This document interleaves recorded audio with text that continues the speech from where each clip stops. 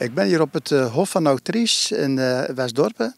Een prachtige, monumentale boerderij. Maar het is niet alleen een boerderij, het is ook een camping. En er zijn nog heel veel plannen. We gaan het zo meteen allemaal horen van Saskia en Hans. Saskia, het Hof van Autrice. Het is al een hele oude boerderij. Hoe oud ongeveer? Minstens 400 jaar oud. Stamt van omstreeks 1620. En dan praten we inderdaad over de Oostenrijkse tijd. Dus de tijd dat net in het Vlaamse stuk eigenlijk de Oostenrijkers aan de macht waren. Ja, vandaar ook die naamgeving. Hè. We zitten hier ook in de Autriche polder. En vandaar ook Hof van Autriche. Ja. Het Oostenrijk. Zijn er ook nog, behalve dat het een prachtige oude boerderij is, ook nog andere restanten gevonden? Er staan aan het begin van het hof staan twee Oostenrijkers. Twee Oostenrijkse grenspalen. Ook monumentaal, de hele boerderij is monumentaal. Uit die tijd. Ja. Een hele mooie oude boerderij. En op deze mooie oude boerderij ben jij de boerin in feite? In feite wel, ja. Boerin en campinghouder of houdster. Boerin en campinghoudster.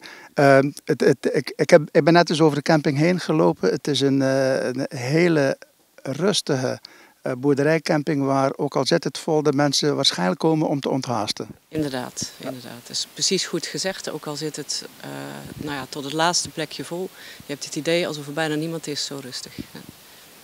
Heerlijk rustig. En dan even naar de dieren. We hebben hier, je hebt hier schapen. Het zijn wel hele speciale, zag ik.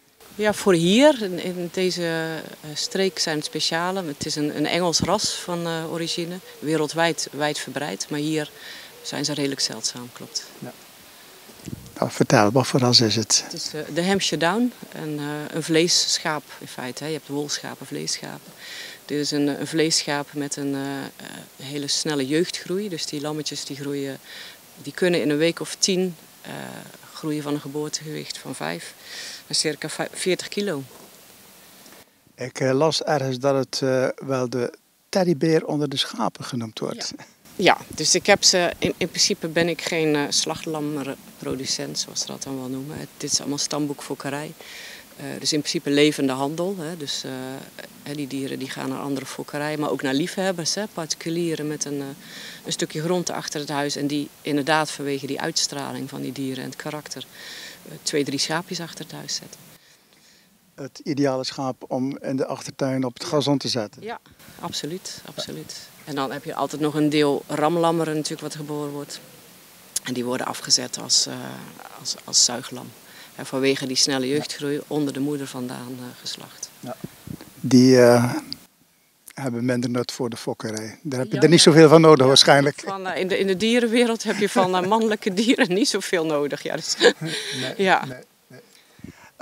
De boerderij, daar heb je nog heel veel plannen mee. Vertel eens iets over die plannen. De plannen, ik dacht dat ik hoorde plannen langere termijn, plannen kortere termijn. Laten we eens even over de langere termijn plannen hebben. De lange termijn is in ieder geval het restaureren van de boerderij. Ja, hij is behoorlijk aan het verpauperen. En dat is gezien de historische waarde van deze boerderij van groot belang dat die blijft bestaan. Ja, je hebt het over historische waarde. Is het ook een rijksmonument? Ja, het is zeker een rijksmonument. Die grenspalen waar ik het over had zijn ook rijksmonumentaal. Maar die schuur ook. En die is uniek in zijn soort. Dus ik ben bezig met restauratieplannen op te stellen met behulp van een bureau. En we hopen daar de komende jaren grote stappen te gaan maken. En de komende jaren, dan praat je over 2, 3, 4? Ja, nou, je bent een beetje afhankelijk van subsidieaanvragen. Je vraagt die aan, heb je beslisttermijnen. Dus daar gaat altijd wat tijd overheen voordat daar subsidiegelden loskomen. En dan moet je nog een start maken. Maar ik hoop binnen nu en 1,5 jaar dat daar wel de eerste feitelijke acties gedaan gaan worden. Als je het hof op komt rijden, de aanblik is al prachtig, maar dan wordt het nog een stuk indrukwekkender. Ja, absoluut. Ja. Er zijn ook plannen op korte termijn. En ik ga even naar je buurman, naar Hans. Hans, er zijn hier nog meer plannen om mensen hier naartoe te halen. Vertel.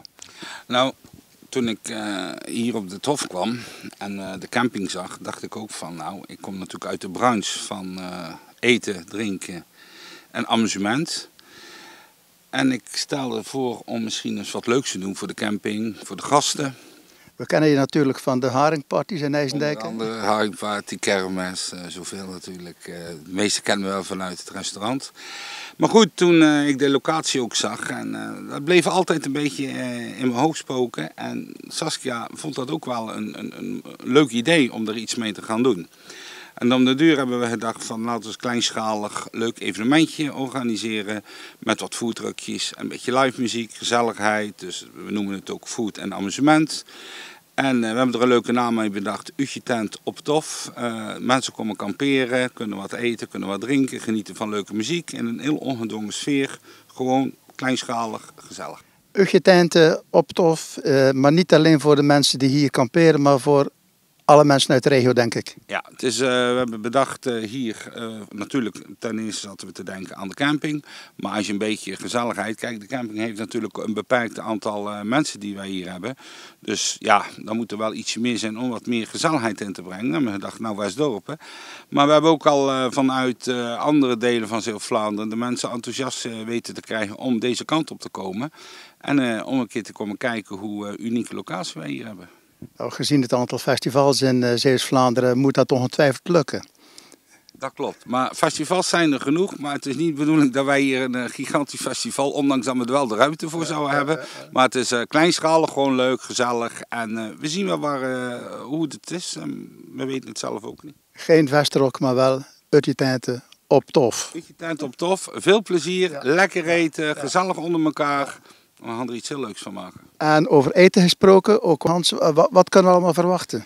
Nou, wat we kunnen verwachten is, we starten om 1 uur 's middags. Nou, dan hebben we zorgen dat er al verschillende dingen voor te eten zijn. Met lichte achtergrondmuziek. Wat we allemaal te bieden hebben die dag is, we hebben een Aziatisch standje. We hebben een beetje Belgisch standje, dus we doen een broodje beenham. We doen een satéetje, een lumpiaatje. We hebben kibbelingen, we hebben hotdog, bitterballetje, ook voor wat later op de avond. En daarnaast komt er mensen uit IJsendijken komen ze zalm roken.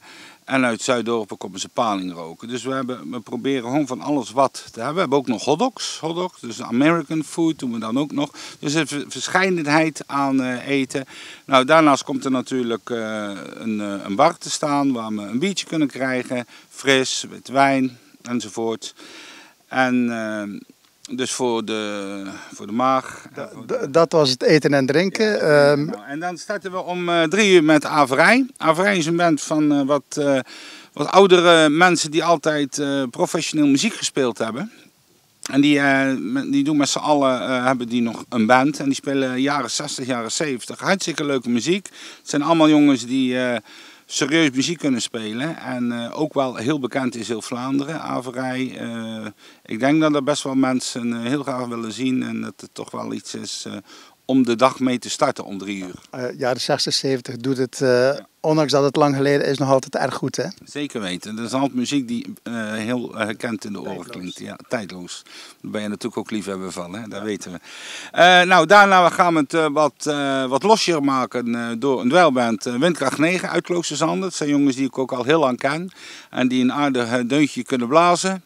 Voor de trouwe kijker van Omroep Zeeuws-Vlaanderen, de Haringparty, dat was dezelfde band? Dat was dezelfde band, de Haringparty toen in IJsendijken. En we gaan nou, die jongens hebben we weer uitgenodigd en die komen dan om 6 uur. Nou, daarna om 8 uur komt er een band, ze noemen zich Jack and the Daniels. Het is eigenlijk met de bandleden van Madman. De jongens komen uit Biervliet en die hebben al verschillende keer bij mij opgetreden, ook op de kermis in IJsendijken. En die spelen allemaal leuke covers, allemaal meezingers, allemaal gezelligheid. We hebben een leuke legshow. Het wordt echt wel met een mooi podium aangekleed. Dus we verwachten wel iets van een leuke afsluiter met lekkere rockmuziek, maar ook gewoon meezingers, gezelligheid, op en top. Toch? Wanneer is het, Hans? 20 september. We starten om 1 uur en we sluiten af om 11 uur 's avonds. 20 september, iedereen komt naar het Hof van Autriche. En op de langere termijn blijven kamperen aan een prachtige hoeve die weer de uitstraling heeft van 300-400 jaar geleden. Precies. Dank jullie wel.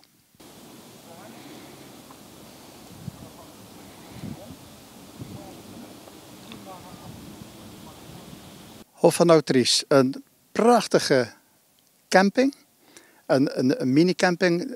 De rust zelf wil je onthaasten. Hier moet je zijn. Maar binnenkort is er nog veel meer te doen. 20 september, dan is er een festivalletje op de camping. En iedereen is uitgenodigd. Iedereen uit Zeeuws-Vlaanderen en omgeving. Welkom op Hof van Autrice.